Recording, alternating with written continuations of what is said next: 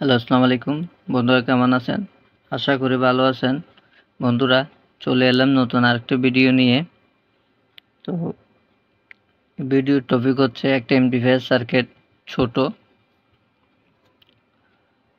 তো এটা একটা 100 ওয়াটের এমপ্লিফায়ার বোর্ড। এটার মডেল নাম্বার হচ্ছে XY-C50L। তো এই বোর্ডটি চাইলে আপনারা ইউজ করতে পারেন। সাথে একটা ভলিউম আছে, দেখুন 360 অ্যাঙ্গেলে ভলিউমটি ঘোরানো যায় এবং গানকে পজ করা যায়। দেখুন একটি বাটন আছে। তো এদিকে একটা ইউএসবি পোর্ট আছে। তো পেন ড্রাইভের মাধ্যমে চাইলে চালাইতে পারবেন। তো এদিকে অক্স ইনপুট আছে, সাথে ব্লুটুথ 5.0 রেঞ্জের ব্লুটুথ আছে। তো এদিকে একটা ডিসি কানেক্টর দেওয়া আছে। তো ডিসি জ্যাক পাওয়ার ইনপুটের জন্য। তো এটা 5 ভোল্ট থেকে 26 ভোল্ট পর্যন্ত ইনপুট দিতে পারবেন। তো এদিকে দুটি কানেক্টর আছে স্পিকার কালেকশন করার জন্য। তো এদিকে অক্স ইনপুট আরেকটা আছে। তো অন্য সার্কিটে যদি গান চালাইতে চান সেই অপশনটা এখানে দেওয়া আছে। এখান থেকে আপনারা লাইন নিয়ে যেতে পারবেন। তো আজকে এটি সাউন্ড টেস্ট করব, দেখব কেমন বাজে। বোর্ডটি খুব ছোট কিন্তু ভালো মানের বোর্ড, একটি চায়না এমপ্লিফায়ার বোর্ড এটি। তো আমি প্রথমত স্পিকারগুলো কালেকশন করে নিচ্ছি। তো প্লাস মাইনাস সবসময় দেখে লাগাবেন। এটি প্লাস সাইড,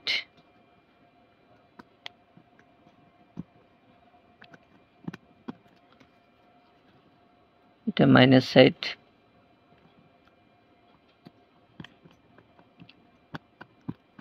স্পিকারের লাইনগুলো কালেকশন করতেছি। তো মাঝের এটি মাইনাস সাইড।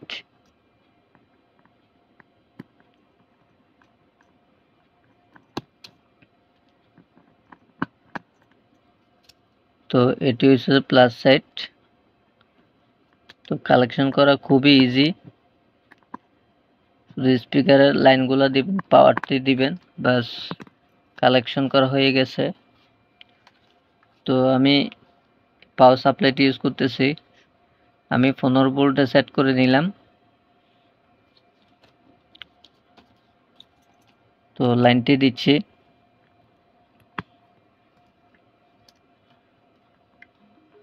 দেখুন পাওয়ারটি আসছে।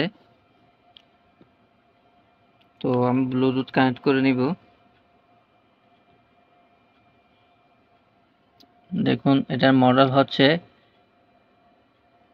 XINYI।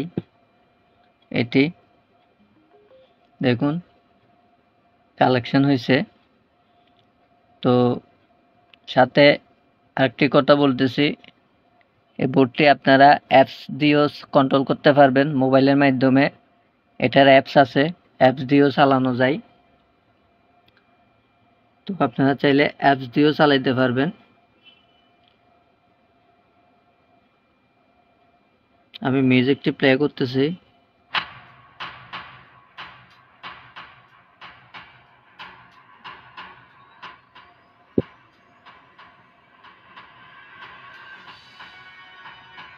দেখুন ভলিউমটি বাড়াচ্ছি।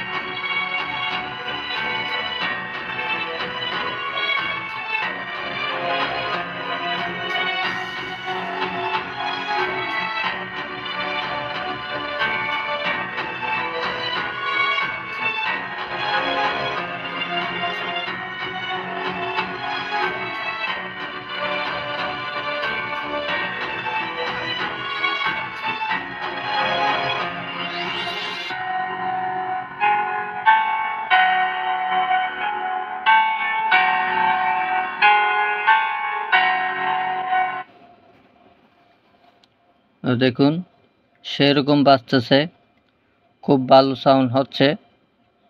তো ছোট হলেও খুব পাওয়ারফুল একটি বুট, পুরোপুরি 100 ওয়াটে পাবেন এটা থেকে। একদম নিট অ্যান্ড ক্লিন সাউন্ড, কোনো রয়েস, কোনো হামিং, কোনো কিচ্ছু পাবেন না। তে বুটগুলা ইউজ করতে পারেন অনায়াসে।